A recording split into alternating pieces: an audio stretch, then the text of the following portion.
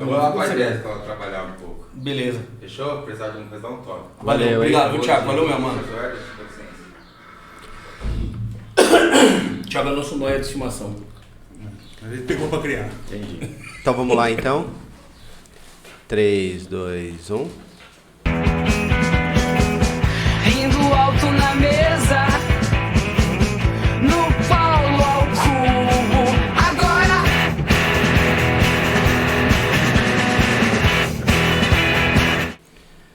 É isso aí, rapaziada. Estamos começando mais um Paulo ao Cubo, diretamente do P3 Studios Brasil. Segura. Começa de novo, porque ele esqueceu até do Ei Paulo.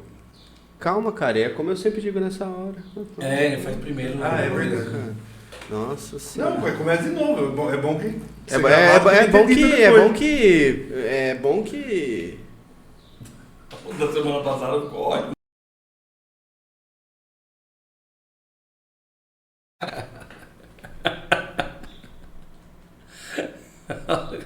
O que eu vou falar pra ele? Em algumas culturas, ele inclusive encontraria 40 virgens depois disso. É o que dizem. Pedroso, sua semana. Semana boa. Não vou reclamar não. Hoje eu vou tocar. Tô feliz. Ah, que bom. Semana eu fiz aniversário de casamento. Foi boa a semana. Ah, que legal, cara. Eu vi vendo? lá, 16 anos, né? 16 anos. Velho. Casado. Casado. Junto quanto tempo? 21. Tem que aguentar muita coisa, cara, pra ficar comigo com 21 anos, velho. Então, cara. Depois a gente faz um troféuzinho pra Maitê. Então. Faz. Não, Faz. Maitê. Pobre coitada. A gente faz um troféuzinho pra ela. Hein? Vida que segue. E temos hoje nosso convidado Ferrazini. E temos hoje nosso convidado especial diretamente De São Carlos. de São Carlos, Lucas Ferragini, senhoras e senhores. Sua câmera é aquela ali, ó. Olá pessoal, tudo bem com vocês? Vi que a semana de vocês foi boa, isso é importante. Você alivia, né? É que ele não conhece meu bordão. E aí, conta um pouquinho pra nós, assim, cara. Sua profissão, se introduza nos nossos. Certo. Delícios. Bom, eu sou psicólogo, lido aí, né, no contexto clínico, no contexto educacional, com as mais variadas demandas, né? Este mês aqui é um mês basicamente especial aí, né, para psicologia, né? É um mês que a gente trabalha muito questões do Setembro Amarelo, aborda muito esse tema, né, de saúde mental, leva muito, né, do que a gente vê dentro do contexto universitário, dentro dos muros das universidades para fora, né, para o contexto mesmo de saúde mental, para tentar aí, de alguma forma trazer um pouco mais de qualidade de vida, né, melhor autoconhecimento, consciência. É um mês importante, é um mês que não só pelo mês em si, né, que possivelmente todos os meses temos que fazer essa manutenção da saúde mental, mas como tem ali, né, um marco, né, de um mês específico, isso acaba evidenciando e trazendo a importância, né, sendo um vetor de divulgação da saúde mental. Legal. Ô Lucas, cara, explica pra gente o que é saúde mental. Porque a gente ouve muito falar. Eu posso tentar? Não, você não. É tudo que Não, eu não abaixa tenho. esse revólver aqui, não é o momento. Saúde mental é um conceito muito amplo e muito particular, né, porque é uma premissa da psicologia considerar o indivíduo enquanto ser singular, né, enquanto ser único. Então, se nós fôssemos abordar aí essa ideia, esse tema, eu precisaria perguntar para vocês, né, o que é saúde mental para cada um. Vocês me contextualizam o que vocês identificam e a gente discute, inclusive, né, poxa, mas será que algumas alterações nesse construto, nesse outro, será que não traz melhor qualidade de vida? Será que, né, esses hábitos que hoje estão ali tão marcantes na vida, né? Será que ser um pouco diferente desse contexto não traria melhores benefícios? Então, talvez faríamos o oposto, né? Colocaríamos aí, para a gente abrir uma discussão nesse sentido. O que é saúde mental para vocês? Vixe. PP, PP. no seu caso. Eu acho que era... Cara, eu vou tentar não fazer piada aqui. Vai, vamos lá, vamos tentar. Mas, pô, o que é saúde mental pra mim? Eu acho que é... Qualidade Cara, de vida. não chorar no banho em posição fetal. Como eu faço 3 vezes por dia. Não, esse é um ponto interessante, né? Ele toma 3 banhos por dia. É bom pelo menos ser limpinho, cara. Pelo menos eu sou limpinho. Mas Não, a gente agora tá numa falando- crise hídrica, então. Né? Falando sério, eu acho que é... Eu acho que eu não lembro mais do que é ter saúde mental, irmão.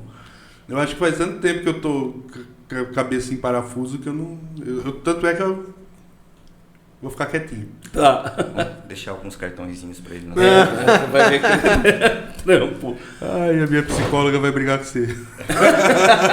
Então, olha, eu tento- Não, tá acompanhado, tá Tô acompanhado. Tá acompanhado. acompanhado. fator. Só que eu vou te deixar o cartão da minha psicóloga e do meu psiquiatra também. Tá acompanhado. Perfeito, olha aí, né?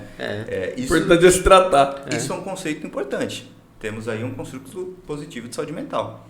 Ele entendeu que não tá legal, né, alguns aspectos, e procurou ajuda. Isso. Aí, da terceira vez que a psicóloga chorou com eu falando, ela mandou eu procurar o psiquiatra. Cara, mas assim, isso é uma coisa interessante, né? O que é saúde mental pra você? Depois eu falo o que eu Isso. ia pensar, o que eu ia falar aqui. Coscaque. É interessante, Coscac. Ah, cara, pra mim, eu tinha bastante problema com raiva, né? Com ódio, tudo eu resolvia com agressividade. E não só falando, muitas vezes chegava a vias de fato e às vezes assim, era eu pegar uns caras maior que ele e falar, mano, e aí? Então vem, então. Era uma coisa meio sem parâmetro. E tudo eu queria resolver com raiva. O que precisou, infelizmente, do meu pai falecer para eu falar, cara, eu tô fazendo tudo errado. Então eu mergulhei bastante na religião, eu já tinha um embasamento espírita. Eu mergulhei bastante nisso e estudar a espiritualidade e fazer uma imersão me ajudou muito. Ponto 2 foi psicólogo. Comecei a frequentar psicólogo, fiz 1 ano de terapia e foi a coisa mais maravilhosa que eu podia ter feito na minha vida. E me ajudou com o controle emocional, era completamente destemperado para muita coisa. Então a da parte do colérico, dos 4, o meu estava sempre no ápice. Tudo me irritava e tinha que ser exatamente como eu falei que tinha que ser. Isso me atrapalhou a vida e carreira muito, muito. Porque eu sempre achei que eu tinha chefes incompetentes, as pessoas que me cercavam não atingiam as minhas expectativas, isso me atrapalhou demais. Então entender que o meu limite também tem que existir. Não é só as outras pessoas são burras. Eu tô sendo burro, se for ver na prática, de achar dessa maneira. Cada um tinha a sua forma. Então, eu acho que começou mudando para cá, eu passei a ter tempo, porque o deslocamento em São Paulo me consumia demais. Eu tinha um buraco aqui, eu tinha um vazio que eu não sabia explicar, eu falava com a minha mulher que a gente tinha apartamento, a gente tinha carro, a gente tinha uma família e eu não era feliz. Eu não conseguia ser feliz naquele contexto. E quando a gente mudou para cá e eu passei a chegar no trabalho em 15 minutos andando, eu falei, cara, eu acho que eu preciso disso. E eu poder respirar e não tossir, eu olhar para o céu e ver o céu, isso já foi uma guinada maravilhosa. Isso já me aliviou demais. Então eu passei a entender o que o meu conceito de felicidade estava atrelado a não estar num lugar poluído, cheio de gente, ser mais um na multidão. Eu ia em algum lugar, alguém me reconhecia, me chamava pelo nome. E aqui é muito diferente de você viver numa capital muito grande. E depois disso, esse outro processo me ajudou demais. Então, assim, às vezes ele brinca, mas é por conta da convivência. Que ele fala, o Coscac de 2022, ele faria isso. Esse de 2024 já não faz mais. E eu passei a levar isso como uma reflexão. Realmente, eu não tomaria mais aquela atitude. Eu sei que eu faria aquilo, eu tenho completa consciência que eu explodiria e se vacilasse, eu partia para agressão. Eu não fiz luta à toa, eu fiz para me preparar para qualquer momento de sair no soco. E eu já não me mantenho em alerta o tempo todo, porque eu estava sempre pensando. Já fiz arte marcial pelo motivo errado, começa por aí. Mas Já mesmo. fez pelo motivo errado. Completamente. É mesmo. Não foi, eu vou fazer para te arrebentar. Esse termo, né? Estar em alerta é algo que é um gancho que a gente precisa puxar depois. Muito importante. Mas tá? o primeiro ponto, você vive em São Paulo, você tem que estar em alerta. Você pode ser roubado a qualquer momento. Então, você não pode... Eu vejo aqui nego parando com o carro, com o vidro aberto. Hoje eu ainda fico, porra, você tá maluco. Andando de noite na Praça 15, com o celular na mão. Mano, de noite, 11 horas. Vocês estão loucos, vocês estão doentes. Isso não acontece. Acontece. Eu que tava num modo que eu tinha que andar alerta, preparado para ser abordado e preparado para me defender fisicamente, se fosse necessário. Então era um modo de sobrevivência que a gente vivia ali, que você percebe o quanto isso é desgastante. Quando você sai disso. Então os amigos meus que ainda estão lá, eles não conseguem enxergar. Para eles está normal ficar... Pô, no mesmo bairro você fazer 40 minutos para chegar para ir no mercado. Cara, isso não existe mais, não tem a menor... 40 minutos eu tô passando, eu tô chegando em Ribeirão Preto. Se eu for um pouquinho mais animado, em 35 eu já tô lá. Cara, você falou um negócio interessante, os caras não percebem. Às vezes Não. você tá imerso numa situação que você não enxerga. Então, aí você Que vê. dá pra melhorar. Eu saía de casa, eu tinha que pegar um ônibus até o metrô, um metrô até o metrô, um metrô até o ônibus e um ônibus até o trampo. 2 horas. 1h40 num dia bom, num domingo que eu fazia plantão. 1h40 eu tô batendo em Franca. Vou ver a feira de calçado. Saio daqui a 8, 10 horas eu tô chegando em Franca. Pego o ápice da feira de calçado, feira de bolsa. Minha mulher faz a festa. A gente almoça e volta. E pode ser, sei lá, a gente pega uma folga de quarta-feira. Eu posso fazer isso numa quarta-feira. E não existe essa possibilidade de você fazer coisas. Tanto que quando a gente casou, a gente saiu do bairro que a gente morava e foi morar num bairro teoricamente mais afastado do centro. Que era mais próximo de Santo André. Assim, como daqui no centro. Eu comecei a fazer muito as coisas em Santo André. Porque era mais rápido chegar em Santo André, que é outra cidade, do que eu fazer as coisas, do que eu sair no mesmo bairro que eu estava e ir no shopping do bairro. E eu passei a fazer as coisas mais afastado porque era mais rápido. Então a gente passou aí no Sesc de Santo André, no Teatro de Santo André, no Parque, a gente começou a fazer tudo em Santo André. Eu falei pra minha mulher, vamos mudar pra Santo André? A gente vê essa porra aqui, vamos pra Santo André. Tudo mais perto, tudo mais prático. Por que eu vou ficar aqui? Então, e aí teve um outro problema. Em 2015, a família dela é do interior, de Sorocaba, mais pro interior. O tio dela fez uma proposta pra mim. Pô, vem trabalhar comigo, vocês trabalham comigo aqui, o escritório em cima tem uma casa, vocês moram em cima. Puta de um lugar da hora. E eu quase pedi a conta. Que deu um rebosteio, o mercado de construção na época foi quando estourou a bolha e parou de e a gente não conseguiu ir. Mas já estava no plano sair, eu não aguentava mais. Eu não aguentava. Pela causa espírita, por entender o que acontece do outro lado na minha crença, eu sempre tive medo de me matar. Mas sabe quando você chega no limite, você fala, cara, eu não aguento mais? Então eu estava nesse limite. Se eu não tivesse vindo para São Carlos, talvez eu tivesse com mais remédio, sabe? Cara, eu tenho uma visão de saúde mental que ela é muito voltada assim, cara. Eu me sinto bem. E eu brinco, né? A gente brinca aqui que toda semana eu falo que minha semana foi top, né? Mas, cara, eu tô sempre bem. A verdade é essa, assim, eu tenho essa sensação de que eu estou sempre bem. Mas nessa de eu estar sempre bem, eu tive crise de ansiedade, por exemplo. Pô, tem alguma coisa errada, né? Como é que Mas você tá bem? a crise de ansiedade era porque você queria estar bem? Não. Cara, é assim, eu não deixei, não é... Eu não ficava pensando assim, eu tenho que parecer bem. Não, realmente eu me sinto bem. Uhum. Só que a gente tem outras questões que às vezes elas estão ali A gente vai incrustadas. pondo debaixo do tapete, né? Por 1 milhão de... E às vezes é inconsciente. Muitas vezes é inconsciente. Talvez a maioria das vezes. E aí, cara, o que eu ia falar aquela hora, eu acho que é bacana até ouvir o Lucas isso. Cara, psicólogo é coisa de maluco. Sempre achei, até precisar. Então. Esse é um estigma, né, que é carregado de uma série de fatores e fatores históricos e uma série de questões. Mas assim, eu costumo dizer isso para todos, inclusive no contexto educacional, né? Na psicologia, se nós formos pensar, né, e trabalhar com o outro, esse outro, pela psicologia, ele tem que estar estável. Se ele não estiver minimamente estável, claro, vai estar, né, trazendo ali as questões sintomáticas, né, de uma situação que está acontecendo, mas se esse indivíduo não estiver minimamente, né, dentro de um parâmetro legal, eu não consigo trabalhar com ele. Quem vai ter que trabalhar inicialmente para estabilizar, né, esse contexto é o psiquiatra. Até é uma analogia, né, que eu escutei uma certa vez, né, de uma colega, e que eu tomei isso como uma realidade muito interessante, né, uma vez que o psiquiatra ele trabalha ali no cérebro enquanto uma analogia, né, um motor.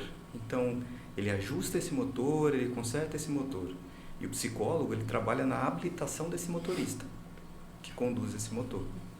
Né? Então, assim, se eu tenho um motor que ele está instável, que ele não está conseguindo, né, dar força, né, e dar o rendimento, dificilmente eu consigo habilitar esse motorista, porque esse motor está falhando o tempo todo. Uhum. Então, até então, respondendo dessa forma, né, psicólogo não é coisa de maluco. Pelo contrário. Que a gente, cara, tem gente que tem... Não, tem bastante, tem bastante. E o que eu acho legal, cara, assim, ó, eu faço terapia, o PP faz terapia, Coscar, que o psicólogo demitiu ele, aí falou, não dá não, filho.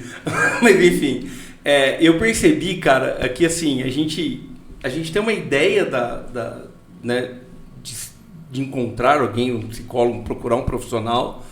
E essa ideia, ela vai né, vai mudando com o tempo. Eu brinco, cara, até mandei mensagem para psicóloga essa semana. Eu dormi no avião, cara. Não sei quanto tempo. Eu tinha muito medo de voar. Que bacana. Eu tinha medo de voar, cara. Fui para Goiânia, dormi no avião, cara. Isso nunca aconteceu, velho. Inclusive, eu sentava no avião, eu aprendi a entender que eu estava começando a ter ataque de pânico. Porque eu sentava no avião... Você já imaginava ele caindo? Você tem medo de morrer? Cara, dor no peito, dor no maxilar. Não é assim, se essa porra cair... Não é nada que passava pela minha cabeça conscientemente, assim. Nossa, eu estava pensando que o avião ia explodir no ar. Não, nada disso. Mas eu tinha medo de voar. Esse é o primeiro tópico, né? Na verdade, um segundo tópico, né? Ele aprendeu, ou seja, psicoeducação. Psicoeducação é saúde mental. Ele aprendeu que tais estímulos não são potencializadores negativos de algo acontecer.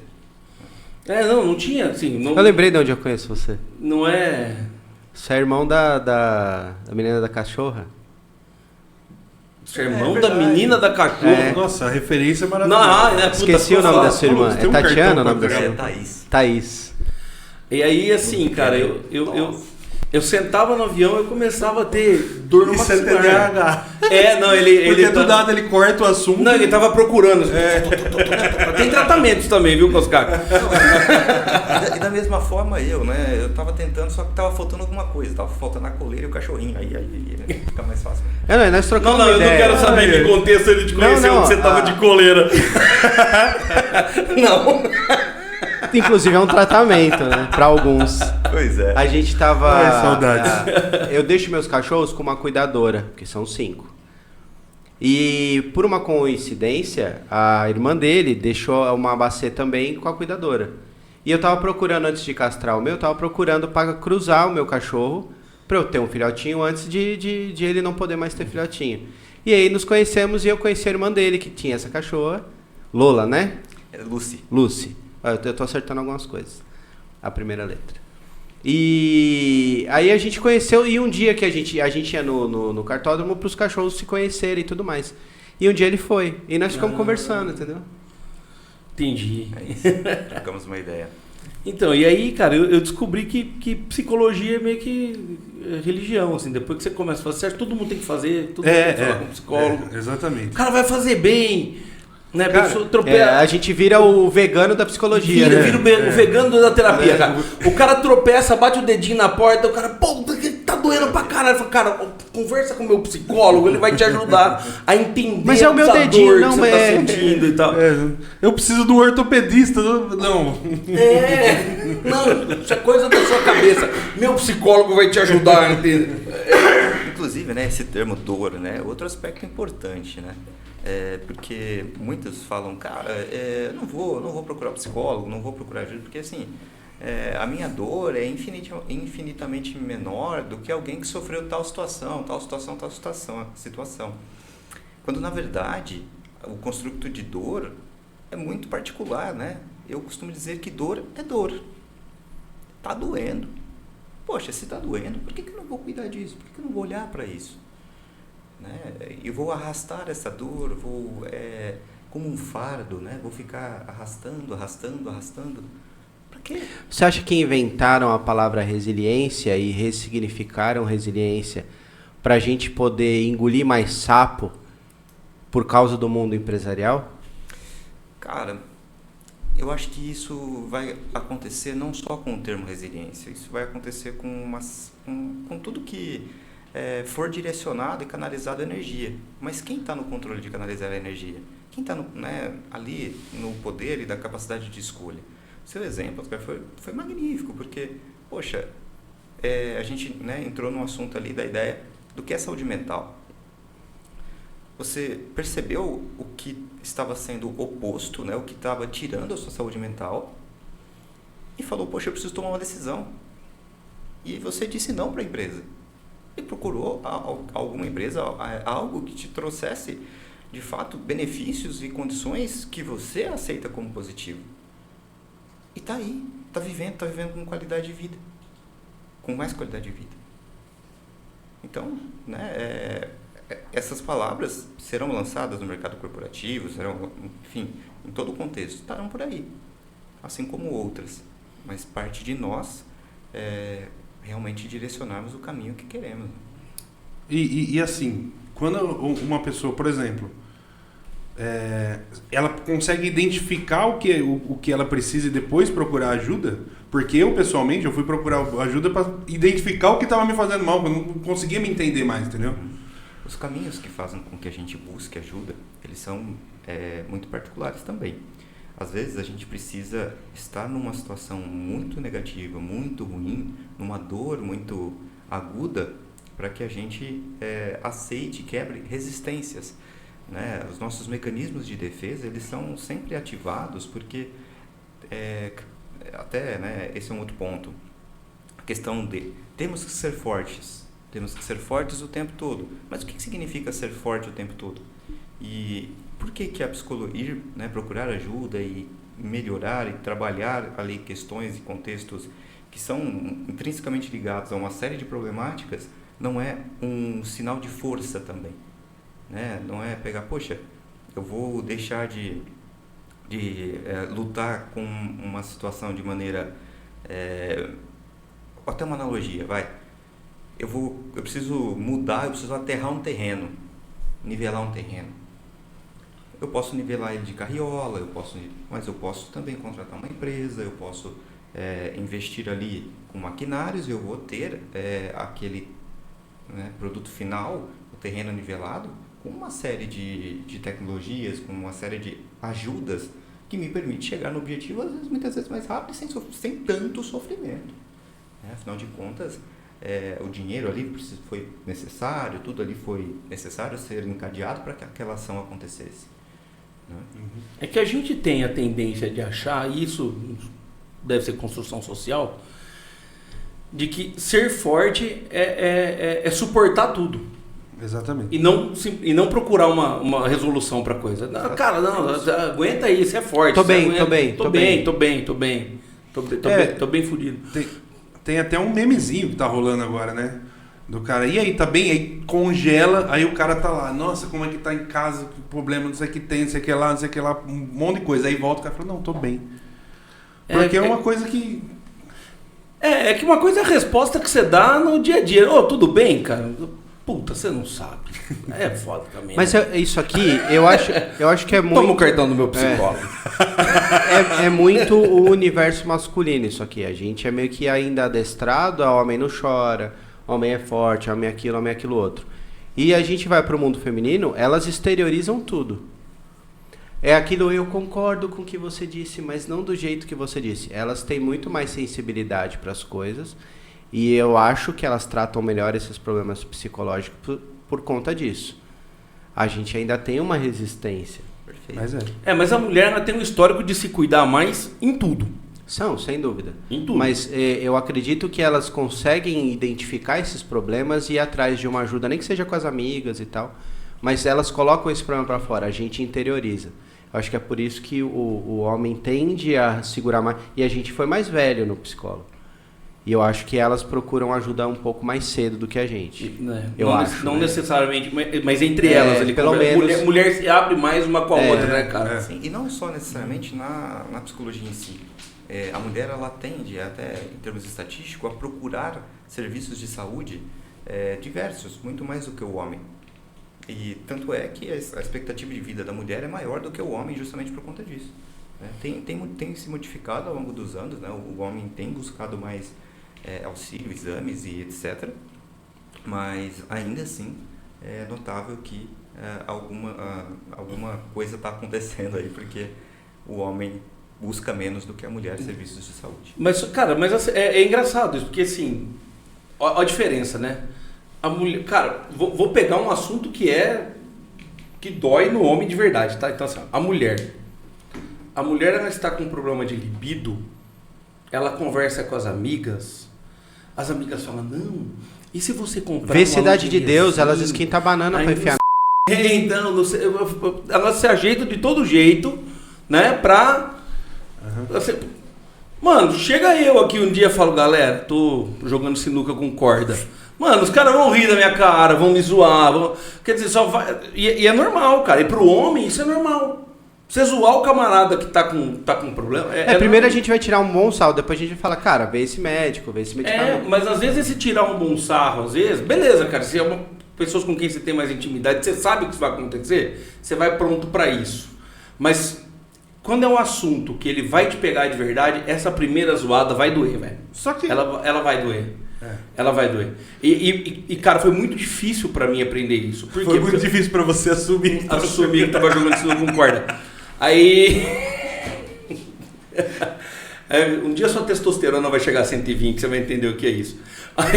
Um dia no passado, você tá falando? Porque Já foi, né? Se ela chegar a 120, ele é o cara chegar feliz. A 120, eu também. Aí, cara, assim, eu vejo assim, demorou muito e eu me policio pra isso, cara. Quando as pessoas vêm falar alguma coisa pra mim, eu sempre fiz uma sacanagem conversando, mas eu penso 2 vezes antes, hoje. Então, a Maitê me melhorou muito como pessoa, assim, esse é mérito dela. Mas o Coscar aqui de 2022, então, o Pedroso de 20 anos atrás também era zoado, né? Mas é isso, eu fico me policiando pra tentar não quebrar essa barreira, porque, cara, tem coisa que... Um negócio que eu ouço sempre, bullying. Todo cara da nossa idade fala assim, minha escola, a molecada fazia bullying pra caralho, eu nunca tive problema com isso. Mas esse cara o cara que fala isso, nunca é o cara que era o gordo, que era zoado, que era... Não, é sempre o cara que zoava. Na minha escola tinha bullying pra caramba, ninguém que ficou traumatizado. Ninguém viu, porque você não sofria bullying forte. Porque isso era comum na nossa época. Não tô falando de apelido, cara. Apelido, molecada fazia apelido e tal. Mas um moleque que é perseguido todo dia, cara. Todo dia o moleque é perseguido por causa daquilo, né? A molecada zoar um com o outro eu acho super normal. Até faz parte, mas todo dia... Como é que é hoje isso em escola? Cara, é um cenário, assim, ainda bastante complicado. Apesar de, né, algumas escolas ainda terem uma certa dificuldade, resistência de trabalho, né? E combate a essa questão, a gente nota ainda que isso, mesmo para as escolas que já estão bem avançadas em relação à temática, ainda é uma questão difícil, né?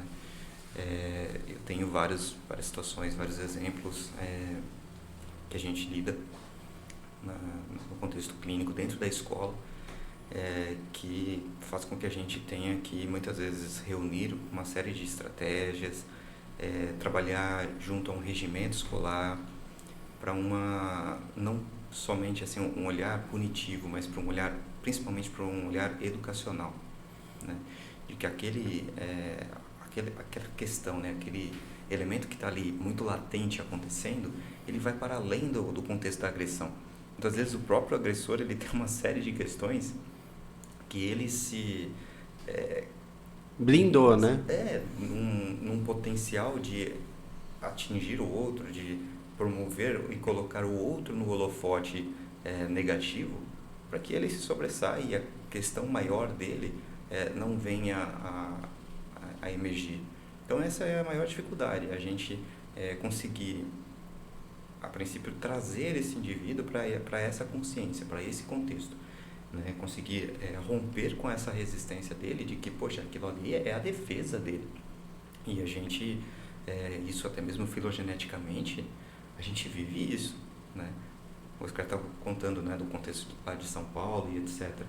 Cara, de alguma forma, a gente retorna ali, né, muito aos primórdios de que a gente poderia, pensando, né, no Homem das Cavernas e etc., que ainda estava formando ali as primeiras sociedades, assim, digamos, vivia o tempo todo na iminência de um ataque, de um bicho, né, de um animal, geralmente, ou enfim, de alguma situação que pudesse o colocar em perigo.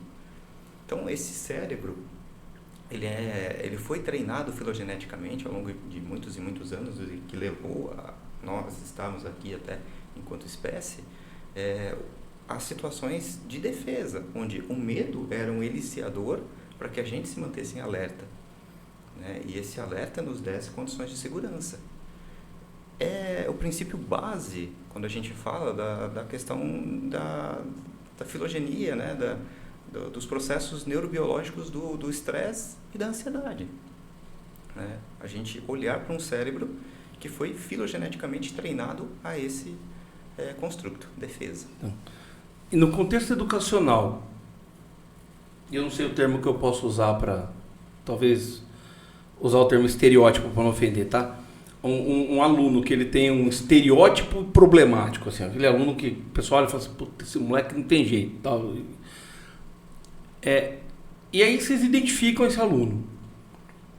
Cara, qual que é como que é isso? Como que como que se cuida disso? Faz um acompanhamento, chama-se os pais para entender essa situação, como é que é? E qual que é o papel dos pais nisso? Porque, assim, vai além da escola, né? Sim, a princípio a gente fala numa construção de redes. Né? Esse menino, esse indivíduo, ele precisa de uma rede de apoio para se sustentar. Então, percebendo isso, chama-se os pais, orienta-se os pais, entende o contexto dele, o que ele já passou, o que causa gatilhos, Ok, temos ali um primeiro mapeamento, né, que a gente chama entra até dentro da nossa coleta de anamnese, para entendimento do caso e condução. E dentro, né, dessas questões, a abordagem com ele e também com os professores e posteriormente de maneira generalista, nunca direcionada, de trazer ações que possam, dentro da escola, trazer uma ideia para a gente tirar esse estereótipo. Então, por exemplo, a inserção de alunos com o espectro autista dentro da escola é um fator extremamente polêmico. Até hoje é um fator extremamente polêmico. Eu já ouvi de pais assim, cara, como assim? Né? Como que o meu filho vai estar junto com alguém que tem tamanha dificuldade, que tem tantas estereotipias? Ele não vai, dentro das estereotipias, causar aí uma diminuição aí da concentração dos alunos? Ele não vai gerar uma situação extremamente negativa que atrapalhe a condução dos estudos e etc. Então, assim, direto a gente escuta isso. Tem alguns pais que ainda lutam contra essa questão, né? Inclusive pegam e falam, não, meu filho não vai estudar em uma sala de aula que tem alguém com transtorno do espectro autista. Então, assim, isso vem crescendo de maneira, o autismo, né? Não só dentro da escola, mas dentro de todos os contextos, ele vem crescendo de maneira tão significativa que ou esse indivíduo aprende a conviver, né, os dois, né, aprende a conviver, ou ele vai ficar, de alguma forma, muito isolado dentro de um contexto. Como pai de uma criança com o espectro 1, a socialização é muito mais difícil. Eu tenho 2 extremos em casa. Eu tenho o mais velho que ele fala com a porta, ele conversa com todo mundo sempre. E o mais novo que ele tem uma dificuldade. A gente vai em algum lugar. Eu tenho que explicar para ele como ele precisa se comportar para que ele exteriorize isso. Mas se ele puder não estar num ambiente com pessoas que ele não conhece, é melhor. Então, ter que mudar ele de escola, por exemplo, do ano passado para esse ano, foi extremamente traumático. Porque na escola ele era um pouco mais novo, todo mundo tratava ele muito bem, e ele gostava do ambiente. Então, ele saiu para um lugar que ele não conhecia ninguém. Foram meses para a gente conseguir ajustar isso. Hoje ele entende. Mas mesmo assim, eu vejo que ele é a figura isolada. Ele deve conversar com 2, no máximo, 3. E se a gente for pensar, né? Poxa, ele conversa com 2, 3. Mas tá legal. Hoje ele diz que tá tudo bem. Mas eu já fui buscar ele um dia e um moleque meio que pegou ele pelo cangote lá e... O meu primeiro impulso era arrebentar o moleque no soco. Aí, cara, um dia nós vamos fazer esse programa em 2. Nós vamos fazer esse programa em 2 um dia. O Cosca vai estar preso, velho. E aí o meu filho ainda ficou rindo. Eu fiquei olhando pro moleque assim. O moleque assustou, ele viu que eu era o pai. Aí eu falei, ô Luiz, não deixa esses filha da puta fazer isso com você mais não.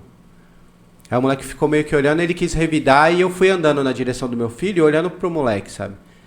E não vi mais esse episódio. E pergunto pra ele, porque ele não vai fazer nada pra agredir a outra pessoa, pra ofender, ele vai criar mais uma camada de bolha. E é esse o meu problema.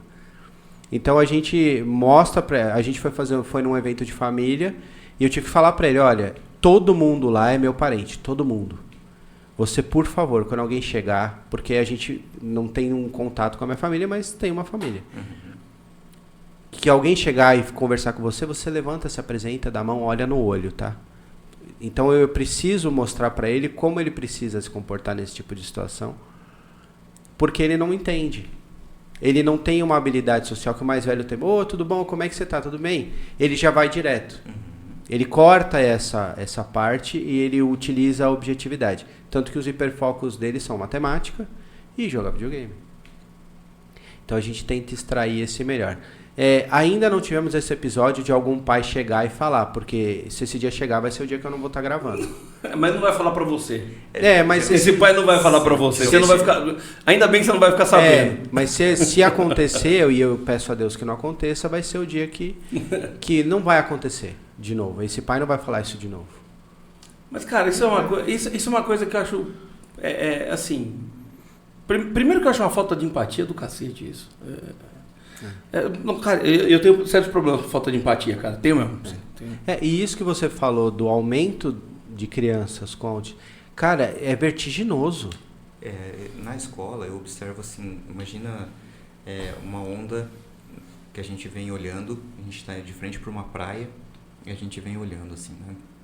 Então, imaginando que do ensino médio, ou melhor, no ensino superior, né? Porque eu também estou nessa área, então eu consigo de alguma forma mensurar. No ensino superior eu tenho as primeiras ondas aqui da frente, são pequenas, mas estão chegando. No ensino médio é aquela onda que vem logo ali, mas ainda está premiando. No ensino fundamental ela já está um pouquinho. Então, no ensino infantil é uma onda. já virou tsunami, né? A água já recolheu Então, e a Lucas, parada assim, está vindo. Isso é uma dúvida que eu tenho. Existe mais ou aprendeu-se a diagnosticar melhor? Assim, existe um percentual de pessoas, né, com transtorno do espectro autista na sociedade que é de não sei quanto por cento, X%. Mas essa estatística, a gente estima que ela sempre existiu, mas hoje a gente aprendeu a identificar melhor. Né? E essas crianças que hoje são diagnosticadas são aquelas que eram os esquisitos da escola há muito tempo atrás. Antes dele te responder, passa um mapa mental na sua escola. Quantos pareciam? Você parando para pensar hoje na sua... Quantos pareciam? Não, então, poucos. É por isso então, que eu mesmo você tá falando, eu tô pensando. Cara, acho que tinha 1, 2, que se você trazer pro contexto de hoje, trouxer pro contexto de hoje, E geralmente esse cara era o cara que sofria bullying todo dia. O nerdão, o quietão, assim, tem o isoladão. aumentado. Pá. Com certeza. Até essa era a analogia que eu iria propor, né, para o Paulo verificar. Eu tenho conversado com algumas pessoas, alguns professores até, inclusive aqui da Federal, Departamento de Terapia Ocupacional e Educação Especial. E eu recentemente, numa discussão com eles, né, apresentando contextos teóricos, e a partir do contexto teórico ele apresentou e apontou isso como estamos aprendendo melhor a diagnosticar e, consequentemente, mais diagnósticos, sobe esse número. Então, ali, né, estava presente. E aí, conversando com ele e apresentando, ele trouxe um outro dado, né, que eu achei bem interessante, até porque dentro da universidade, né, é bastante delicado a gente conseguir aí promover algum diálogo, principalmente quando não há uma pesquisa exaustiva em cima disso, né? Mas ele falou, olha, Lucas, de fato, né, tem algumas situações que estão ainda num contexto que talvez fuja, né, à teoria. Na teoria nós temos esses dados é o que está ali prevalecendo. A gente não pode deixar de observar os fatores evidentes e, consequentemente, também o que está mudando, né? Porque a nossa sociedade como um todo está mudando em tudo. Então, a nossa alimentação hoje é outra. O uso excessivo de agrotóxicos, principalmente no Brasil, Estados Unidos, e, olha, que interessante, né? Mais um dado de evidência. Nós somos os dois países que mais utilizam agrotóxicos. Nós somos os 2 países com maiores números de diagnósticos. Aí cabe a gente, né, observar e ir fazendo as nossas próprias ponderações, claro, sempre levando em consideração dados da ciência que são extremamente importantes, né? Não, porque é uma dúvida. Porque assim, outra coisa que eu percebi, TDAH, ficou um negócio comum. Todo mundo tem TDAH hoje em dia.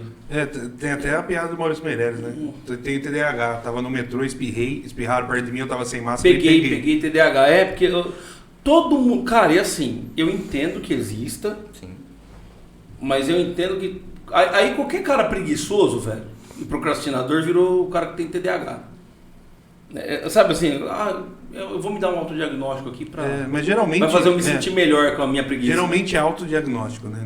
Não é algo que foi diagnosticado por um profissional. Tem uma amiga, né, psiquiatra, outro dia a gente estava num evento e nós estávamos conversando, né, justamente sobre isso.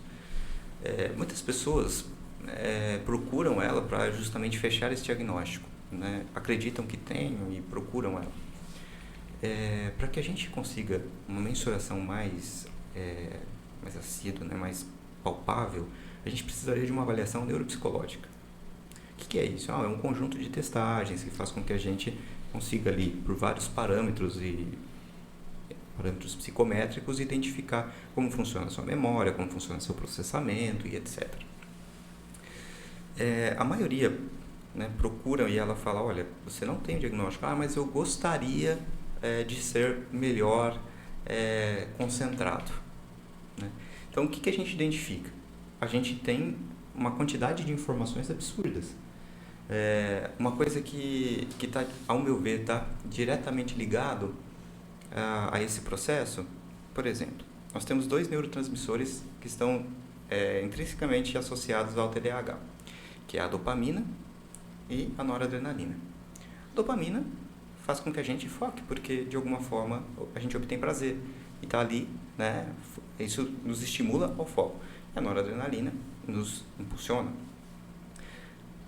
Esse indivíduo, ele tem uma falta de dopamina, ele tem geralmente muita noradrenalina e faz com que ele seja hiperativo, que ele tenha acesso a uma série de elementos e informações ao mesmo tempo. Tá, ok.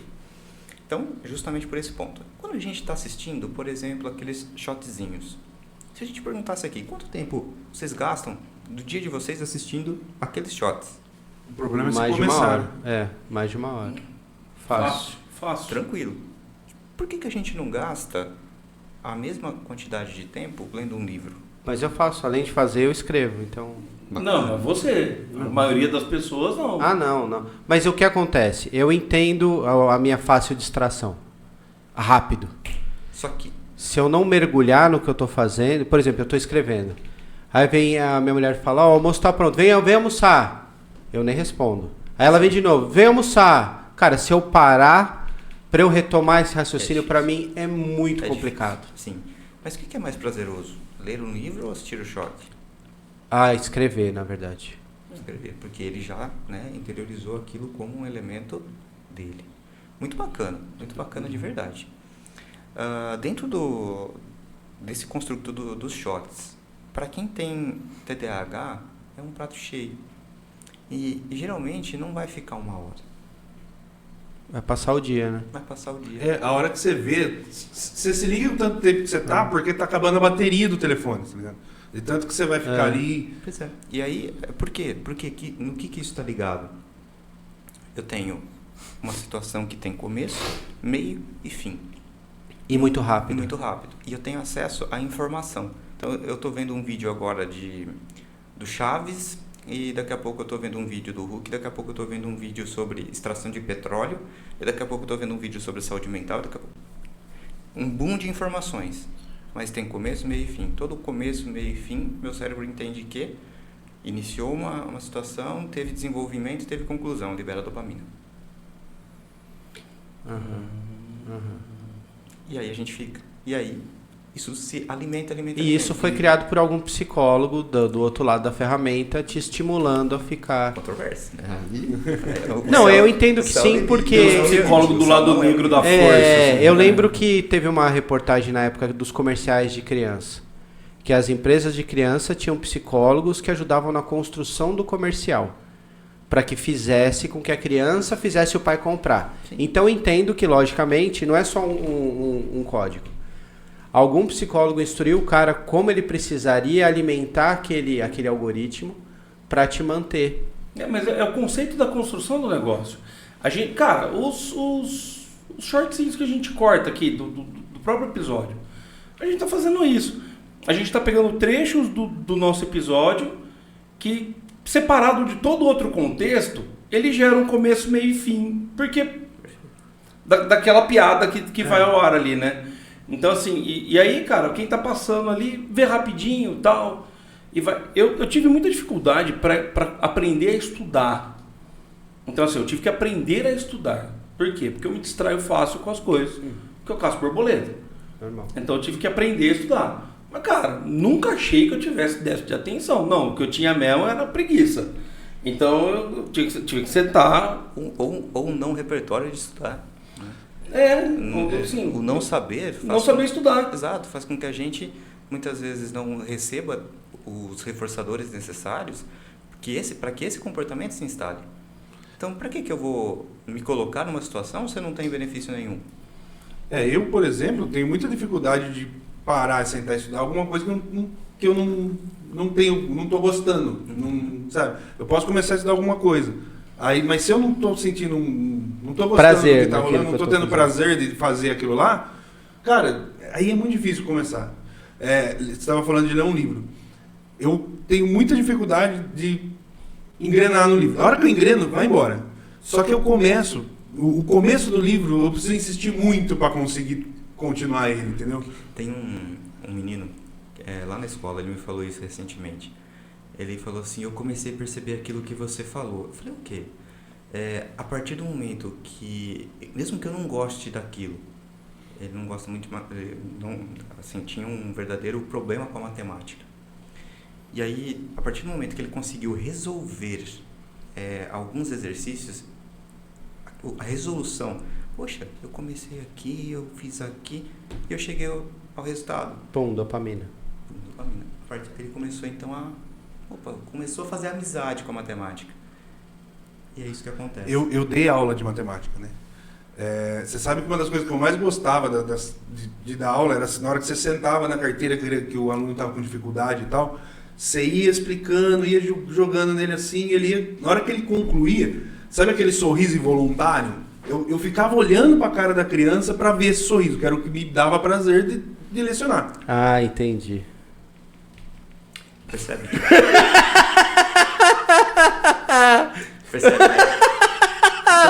Você não sabe o esforço que eu tô fazendo pra não fazer uma piada com o padre. Você tava no seminário nessa época? Você é louco, velho. Não. Aí pra mim é um pouco a mais. É too a much. Igreja Católica, é que a Igreja Católica tá me perseguindo ultimamente. Não é você não, né? A Igreja Católica te persegue. Eu não perco o momento de fazer uma piada com o padre. Assim, mas, né, piadas à parte, realmente, a gente aprende, né, tudo é comportamento é aprendido, é condicionado. Comportamento que não é condicionado é aquele comportamento inato.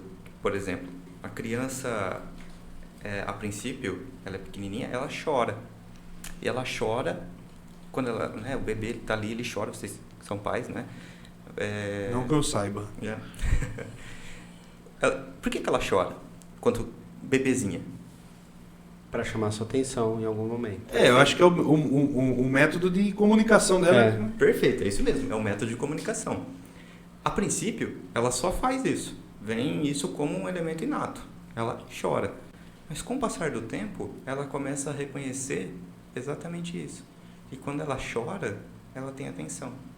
Ela tem a atenção pelo qual ela precisa. Então, se ela está com fome, se ela precisa, né, trocar fralda, etc., isso vai sendo condicionado.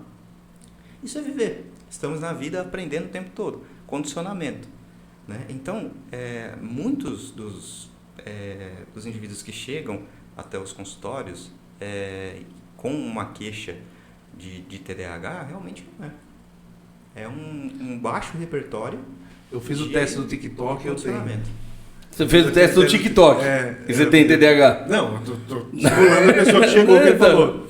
Fiz o teste do TikTok ali, eu levantei o dedo 6 vezes, então acho que eu tenho TDAH. Nossa, isso assim, a maioria Já das pessoas aconteceu? chegam. Acontece das pessoas falarem isso. Eu fiz o teste do TikTok Sim. e... Caramba, velho. Chegam lá, olha... Inclusive, tem do teste de personagem, eu sou o Vegeta. Principalmente quando a gente pergunta, certo, não, ok, mas você já fez algum teste, alguma avaliação? Fiz. Qual? Um lá que eu peguei na internet, lá, assim, eu fui respondendo lá, assim, aí deu até a nota, assim, a porcentagem. Deu percentil. Percentil. Deu até o percentil. Interessante, tá, mas aí a gente começa a conversar e aí começa a entender que, poxa, aquele teste, ele pega ali aspectos que são, assim, são muito superficiais, eles estão muito na nata ali do que está muito emergente, ele não vai pegar essas particularidades, tá, mas o quanto que você já se entende aprendendo a aprender. E você acha que frustra a pessoa que está esperando ter esse diagnóstico, descobrir que não tem? Ela sai frustrada desse consultório? Ela vai para outro, né? Geralmente ela vai para outro. Ela quer confirmação. Segunda opinião, filho. Porque aquilo é um alento. É igual você faz com o exame de próstata. Você sempre pede a segunda opinião. Não, eu não peço. Não pode fazer 3 consultas no mês? 3? Se eu fizer só 3, eu fico morrendo de medo de ter ainda. Entendi. Então é um alento. O indivíduo, ele fala, poxa, é a justificativa para uma performance que não está sendo... não está conseguindo chegar a essa exímia performance. Então, o TDAH vai justificar.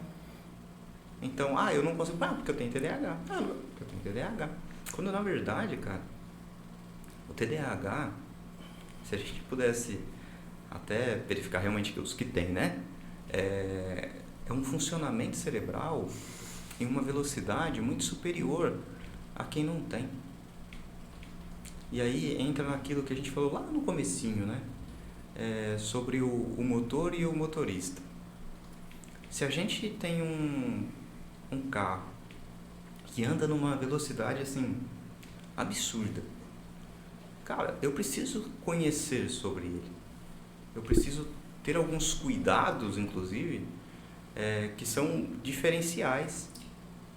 Então, na verdade, o TDAH, ele tende até, inclusive, a ser muito mais produtivo, mas desde que ele conheça muito bem o que ele tem na mão, desde que ele saiba muito bem como ele funciona. E se de alguma forma ele precisa ajustar alguma questão desse motor, o médico precisa estar com certeza avaliando, né? O metilfenidato, né, que é a principal fármaco dos 3 ali, né? Então a gente tem a Ritalina, a gente tem o Concerta, a gente tem o Venlace. cada um... Ah, mas não é a mesma... É metilfenidato, não é? Então, só que por que ele está, né, Fragmentado, em suas diferenças, em suas dosagens? Por quê? Porque justamente quem vai entender isso é o profissional que está acostumado a ouvir, né, aquele funcionamento cerebral. Existe algum desses medicamentos que te aumenta alguma dose de dopamina nesse momento? Todos eles. Todos eles? Todos eles. E faz efeito. Eu tô medicando faz um mês, cara. É. O TDAH tá pro cara que não desempenha, igual a tireoide tá pro gordo. É. Não é? O cara gordo tem um problema de tireoide, aí eu engordei. Geralmente os pacientes falam assim, nossa, os que realmente têm, né? Eu comecei a tomar e parece que um barulho que eu tinha dentro da minha cabeça silenciou. Parece que agora está tudo mais tranquilo. Então, na verdade, o que aconteceu ali, né? O cérebro ele diminuiu algumas sinapses ali de alguma forma inespecíficas e passou a uma atribuição mais específica. Mas assim, beleza, eu tenho TDAH, eu tomo o metilfenidato, agora está resolvido o meu problema? Não. Se você não fizer o processo de psicoeducação, de aprender a funcionar, você vai continuar tendo os mesmos problemas. Na escola isso é muito presente. Olha, meu filho foi diagnosticado com tal, né, psicopatologia e está tomando medicação, mas as notas dele não melhorou. Não melhorou. Pelo contrário, as notas diminuíram. O que está acontecendo? Seu filho está estudando? Só para eu entender uma coisa. Ele está tomando a medicação, mas ele, até mesmo pelo diagnóstico, faz esse olhar. Não, então agora eu tenho o diagnóstico, eu não preciso me esforçar tanto, afinal de contas eu tenho que estudar. Você tira o esforço. Vira uma muleta do moleque. Vira uma muleta. Então a gente tem que tomar muito cuidado com isso, porque não é porque tem ali o diagnóstico em específico que eu estou isento de proporcionar ali não só para mim mesmo, né, pensando num adulto com TDAH, mas na criança, todo um cuidado e um construto para que ele se desenvolva, né? Para quem tem dentro da família alguém que tem alguma questão, né, por exemplo, eu tenho filho, né, o Oscar colocou, ele tem um filho, né, com um diagnóstico de autismo, né, dentro do transtorno do espectro autista, nível 1 de suporte. Ele precisa de alguns suportes. Se ele não tiver esses suportes, ele vai viver? Ele vai viver. Só que a qualidade de vida vai ser muito mais difícil. Assim para o TDAH. Assim para a ansiedade. Ansiedade é uma coisa que muitos me perguntam. Ansiedade é uma coisa que é uma doença? Como que é? A gente nasce com isso? A ansiedade está dentro de todos nós. Todos.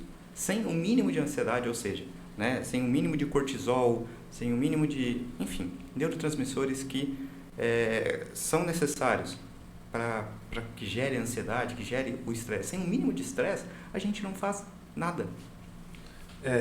Essa questão de ansiedade, eu já tive algumas crises de ansiedade, e aí eu falo, a pessoa fala, eu sou ansioso. Você não é ansioso, cara, você só quer que aconteça as coisas logo. Sim. Porque uma crise de ansiedade, da primeira vez que eu tive mesmo, de eu chegar no médico e falar, eu tô infartando, pelo amor de Deus,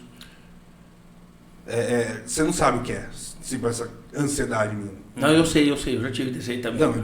Não Como é que no seu caso era infarto, né? Não era não, Vera, crise de ansiedade mesmo. Não, mas a impressão que eu tinha quando eu falei, mano, os caras meu braço legal pra tomar, velho. Eu tenho em casa. Meu braço tá dormente, meu peito tá doendo. Cara, eu tô infartando. Mas a gente não deu essa sorte, né? Não deu. Era. Não era. Infelizmente era ansiedade, né? Ansiedade eu acho que é um tema extremamente importante, né, pra gente falar justamente nessa questão aí, né, do Setembro Amarelo. Do ponto de vista... Lucas, deixa eu te pedir só um favor. Claro. Você consegue levar a cadeira um pouquinho pra lá, porque eu tô achando que a câmera ela não tá pegando o PP lá, ó. Peraí. Tá de boa. Tá de boa? Tá então pode ficar aí. Então, beleza. Então, ansiedade, né, Então a gente estava ali pontuando... Agora, com 1 hora de programa, 1 hora de programa, ele pede pra você mudar. Eu me liguei disso, não agora. Agora que ele acha que eu preciso aparecer também, né? Agora eu podia esconder o PP, não tem problema. Mas sabe o que é isso? É aquele racismo da sociedade incrustado, Marcado. Estrutural. Vamos continuar, vamos falar sério. Não, tranquilo. Então... Tranquilo, deixa esse pra lá. Mano, Você sabe que você tá ao vivo. você vai me... Não, mas aqui ninguém vê. Ao vivo Aqui não, ninguém aqui vê. ninguém vê. Fica tranquilo. Aqui ninguém vê.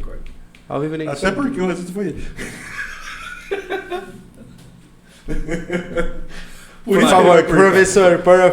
Vamos lá. Já que a gente colocou nessa questão da ansiedade, para vocês, tá, do ponto de vista, como será que o nosso cérebro ele reconhece a ansiedade ou reconhece esses elementos que fazem com que a gente se ative?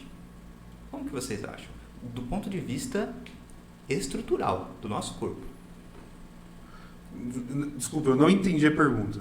Do ponto de vista estrutural do nosso corpo, como será que a ansiedade ativa dentro do nosso cérebro? Como será que chega essa informação lá? Eu não sei. É a Eu só sensação sinto. do imediatismo. Eu imagino que aquilo vai acontecer, eu quero que aquilo aconteça. Mas mais É a pressão pelo futuro? Mais dentro ainda da gente, assim, ó, como que a gente reconhece uma determinada coisa? Através da nossa visão? Através da nossa audição? Não é só na imaginação mesmo? Não é só, porque antes de formar a imaginação, eu preciso ter algo que me subsidie a imaginação. Então, na verdade, tudo começa através da captação das informações que são os nossos sentidos. Visão, paladar, olfato, tato e audição. Se a gente for pensar, a maioria das nossas atividades, assim, aquilo que a gente interage com o mundo, né? A maioria das nossas interações com o mundo, pelo menos 1, 2, ou até 3 ou 4 desses sentidos, eles estão em funcionamento o tempo todo. A questão é, nós temos, lembra que a gente comentou lá atrás, um mecanismo que está sempre alinhado a um processo de proteção? Então, é como se o córtex fosse um processador, um processo ali que tem a captação de todas essas informações que vêm através do sentido e ele modula uma ação dentro de nós que está ativada em 2 sistemas que, poxa, eu falo que isso tinha que ser divulgado assim lá no ensino fundamental, para que a gente aprendesse a lidar realmente. O nosso sistema simpático e o nosso sistema parasimpático. O nosso sistema simpático é tudo aquilo, a ativação dele é tudo aquilo que faz com que a gente se ative. Então, nossa, estou numa situação de perigo, eu preciso lutar ou fugir. Para diante disso, o meu cérebro ele manda uma série de informações, meu coração acelera, eu tenho que regular a minha oxigenação, então o sangue vai para as extremidades, eu estou pronto para lutar ou para correr. Ativação do sistema simpático. O parasimpático faz o oposto disso. Então, quando eu estou me preparando para ir dormir, eu estou tendo um freio do simpático e uma ativação do parasimpático para que eu tenha uma noite de sono. Ok? Então, o que acontece? Eu tenho essas informações o tempo todo chegando, né? E ao longo da minha vida eu vou construindo memórias. Tá? Ali no córtex eu vou construindo memórias. Memórias positivas, memórias negativas, memórias, né? Memórias. E memórias estão associadas à visão de ambiente, à iluminação, a cheiro, né? Poxa, quando eu sinto tal perfume, eu me lembro de tal pessoa. Quando eu sinto, né, o cheiro de tal comida, poxa, me lembro que eu comi essa comida lá com a minha avó. Então vem as situações mais nostálgicas, memórias, como pode vir de maneira negativa. Tudo isso, ao longo do tempo e nesse descontrole, muitas vezes adrenal, a gente vai fragmentando isso dentro do córtex. E a gente vai trazendo aquilo de uma forma, principalmente pelo estresse, de uma maneira muito sensível. Então a ativação disso fica extremamente sensível. Com toda essa fragmentação interna, é onde eu, por exemplo, entro numa uma cabine e o simples fato de entrar dentro dessa cabine, eu nem penso, mas meu sistema simpático se ativa. Mas o que está por trás disso? Né? E aonde que eu pego ali de volta o controle dessa situação? Por que será que meu cérebro ele está tendo esse disparador, sendo que aqui não há perigo nenhum? Eu estou vendo que não há perigo, por conta dessas associações que o córtex faz para justamente nos proteger. Né? Então, entra nesse contexto de psicoeducação. Né?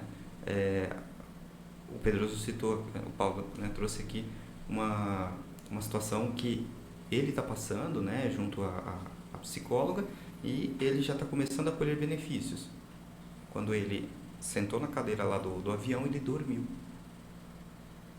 Elemento esse que muito possivelmente não aconteceria anteriormente. Alguma coisa estava extremamente ativada, isso dentro de memórias, dentro de conceitos, dentro de estresse, dentro de uma série de coisas que sensibilizam todo esse sistema. E a gente tem disparador de ansiedade.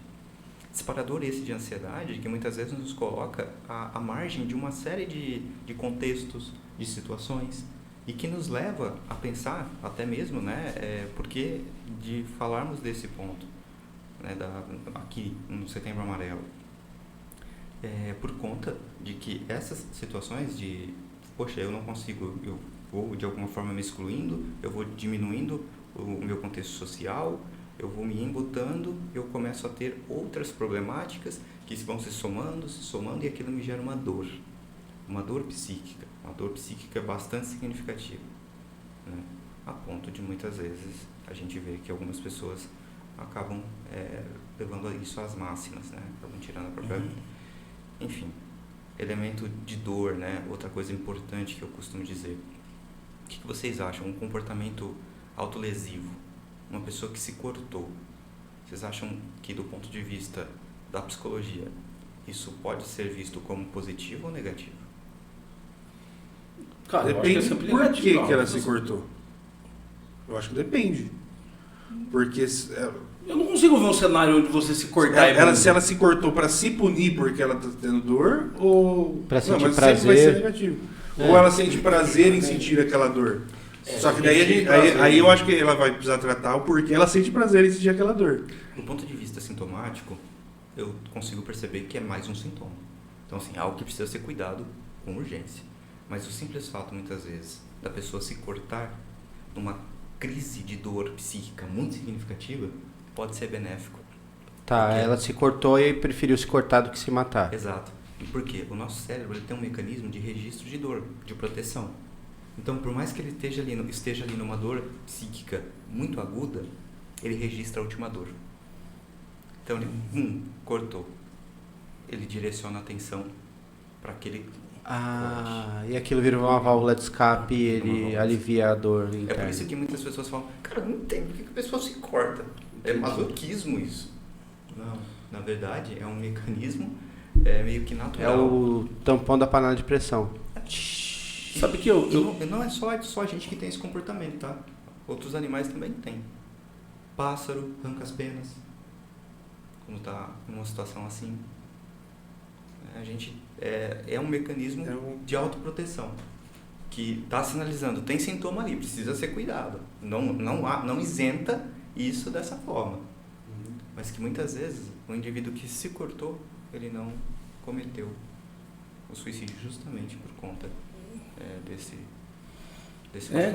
e cara, assim, isso é uma coisa interessante. A gente vê muito, talvez adultos escondam melhor que adolescente, né? Mas adolescente hoje em dia é muito comum se mutilar e tal.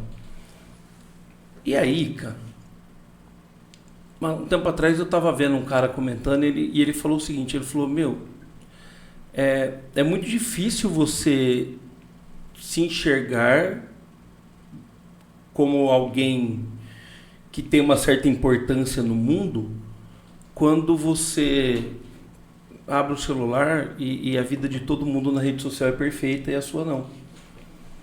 Porque é isso, cara, assim, né? Cara, todo mundo tem a vida maravilhosa e perfeita, né? Na rede social.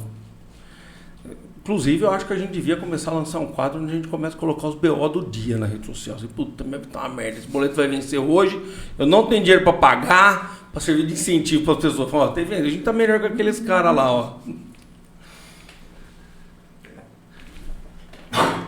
Mas o objetivo do Setembro Amarelo é justamente o contrário, né? É animar a pessoa para que ela não veja isso. Esse tipo de coisa. E com essa dica maravilhosa, vamos chegar ao fim de mais um Paulo ao Cubo, senhoras e senhores. Pepe, recados finais. Bom, é isso. Hoje eu não vou brincar tanto com essa questão, que é real, eu brinco, mas é real, mas eu acho que sempre foi uma maneira de eu resolver os meus problemas, foi brincar com eles, desde moleque. Então eu não vou brincar com isso, é isso. Se cuidem, façam terapia, porque eu sou o novo vegano da terapia também. E tamo junto. Pedroso. É isso aí. Eu, o Pepe, a gente é jogador de beach tênis da terapia. A gente indica pra todo mundo tem que fazer e tal. Mas cara, é importante se cuidar, é importante estar bem. E, é aquele negócio, procure ajuda.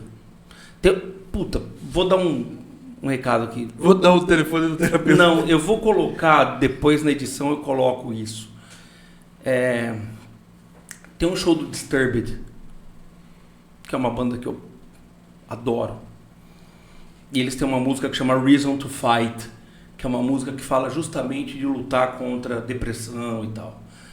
E o Dave Draiman, ele começa a falar sobre depressão e ele fala, né, I Miss Chess, que é do Linkin Park, e ele começa a falar de vários músicos e artistas famosos aí que acabaram, né, tirando a própria vida e tal. E ele fala assim, eu queria fazer um experimento social aqui. Aí ele pede para todo mundo fechar os olhos, assim, no público, assim. E ele fala, ó, se você tá lutando contra a depressão, se você tá com algum tipo de problema e tal, queria que você levantasse a sua mão, cara, sem ninguém olhar e tal. E, cara, é uma galera. Aí ele pede para as pessoas levantarem a mão, levantar a cabeça e olhar em volta. E aí ele termina com a frase, You are not alone. Né? Então, acho que é muito legal isso. Você não está sozinho. Depois eu coloco na edição do vídeo esse trechinho desse show que é muito bacana. Mas é um sentimento muito forte de estar sozinho. Muitas vezes. Então, assim, você não está sozinho. Procure ajuda. E, Lucas, obrigado, cara. Valeu de verdade. Obrigado mesmo. Desculpa as piadas. Imagina, a gente vai, né? Então, mas assim, cara, a gente queria fazer algo para marcar, né, o Setembro Amarelo. E aí a gente já convidou um proctologista que vai fazer um exame ao vivo pra gente no Novembro Azul aqui. O Pedroso, que é o mais velho de nós. Mas, cara, obrigado de verdade. Valeu mesmo. Lucas, seus recados finais. Sim, eu agradeço aí a oportunidade de estar aqui com vocês, discutindo aí, né, sobre essas questões de saúde mental que são tão importantes, né. O sofrimento é uma coisa humana, né, e que não tem jeito, temos que passar por isso. E passar de maneira positiva, de melhor maneira possível, é o que de melhor podemos fazer. Então, vamos promover saúde, vamos buscar saúde, seja ela mental, física, espiritual, enfim. Busquemos. Eu sou o Paulo Koskaki, o Caramelo Total. Também tem uma banda australiana que chama Sick Pups, e eles têm uma música que chama All The Same. Somos todos os mesmos, nessa mesma linha de ajuda, que é muito bonita essa música. Então, nossos arrobas apareceram nas cenas que foram aqui. E é isso. Não deixe de se inscrever no canal, deixar aquele like, semanal, compartilhar com a rapaziada. E pra você que gosta de dar risada, solta a vinheta, tonelada. É nóis. You are my reason to fight.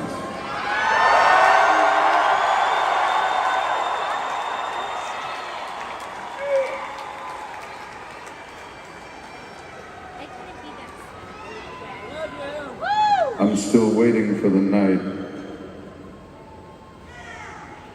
when I don't completely break down during that song. You did. It was awesome. We watched it.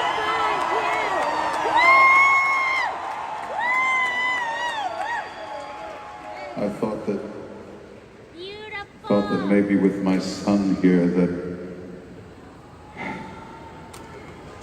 I'd have the strength to not show him how broken his daddy is.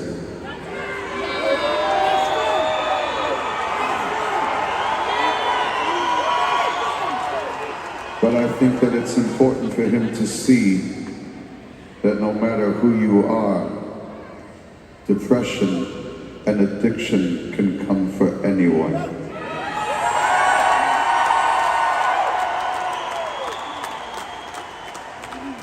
The demons known as addiction and depression are very, very real.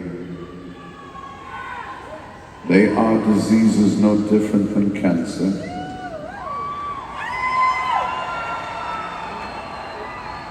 Much the way that cancer grows and metastasizes within the body, so do depression and addiction, beyond perception, beyond sight. Doesn't matter how strong you are, it doesn't matter how blessed your life looks like from the outside. Every single member of the band has fought those demons. And I am sick and tired of watching my friends die.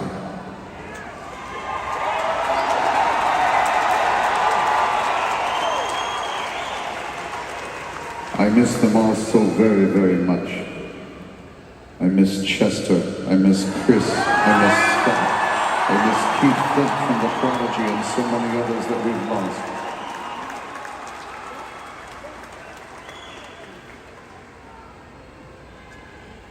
And as it helps me to be open and honest with you, may I reveal a truth to you.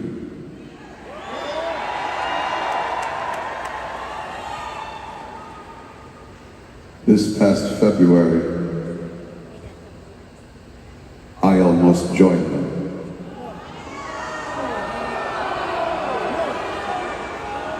Would you like to know what kept me here?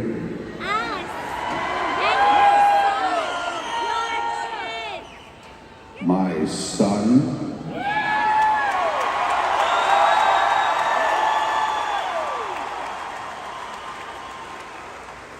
And each and every single one of you.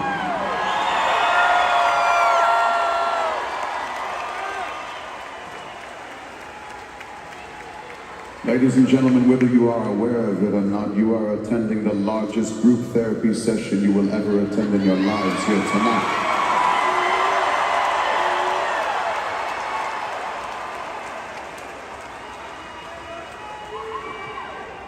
By a show of hands, how many of you have struggled with the demons known as addiction and depression yourself or know someone that has? Keep those hands up. Now take a look around this amphitheater. As you can see, my friends, you are not alone.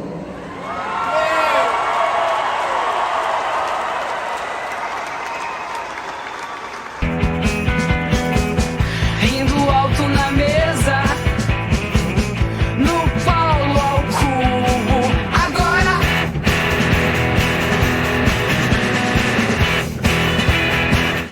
E é como eu sempre digo nessa hora, Tchau, Paulo. Tchau, Lucas.